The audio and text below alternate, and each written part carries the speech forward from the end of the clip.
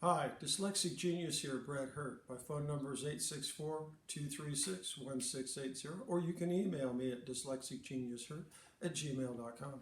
What I'm going to talk about is on a Victor 5 phonograph, this motor, the early ones, the winding crank here spins this gear, and this all fits into here like that. But the spring barrel shaft has a pin in it, like your turntable shaft has a pin in it,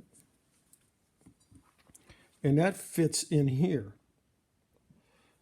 Well, if my sweet angel can focus in, you can see I have these burrs in here, right in here, and the shaft fits in here.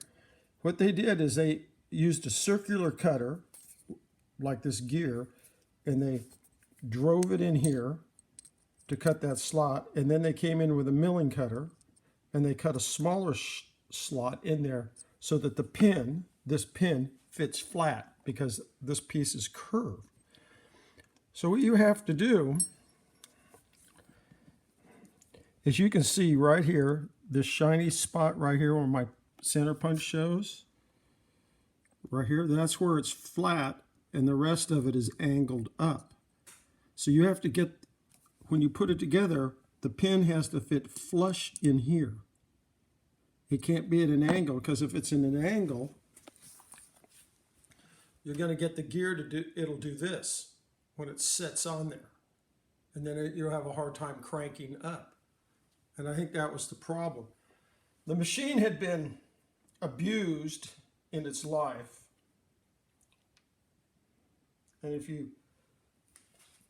my angel can focus in here, you can see all these marks around the hole. This should be a perfectly smooth hole. Somebody beat on this to try to set another pin in.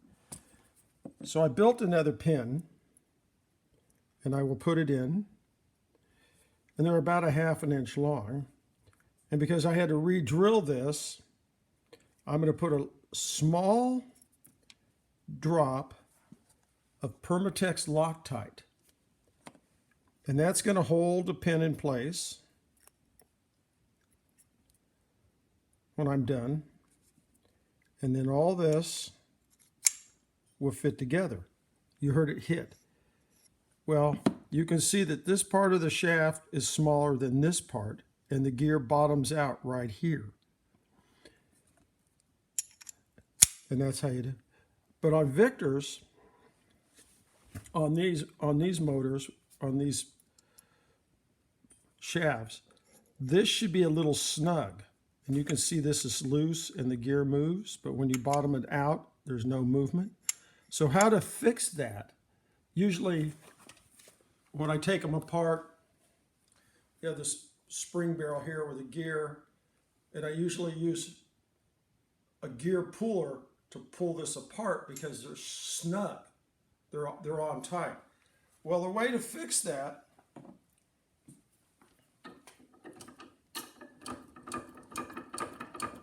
this is for demos.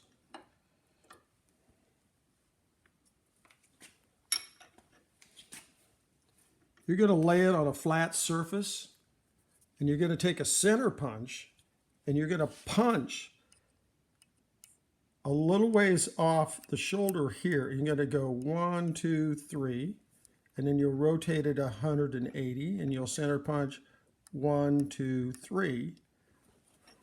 Because when the gear is in there, this is the running part. This is the running part of the bearing, so you can't go past that with a center punch.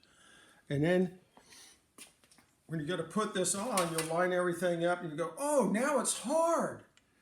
Well, what I do is I take a regular socket, a small socket that will fit over this shaft, and I'll set the socket over the shaft, and I'll just give the socket a light tap with a ball peen hammer or my illustrious little hammer I have, and that'll knock it in place. But you need to look at these pins, because sometimes they're bent when you pull the machine apart, because you have to pull this gear off to get the spring barrels off.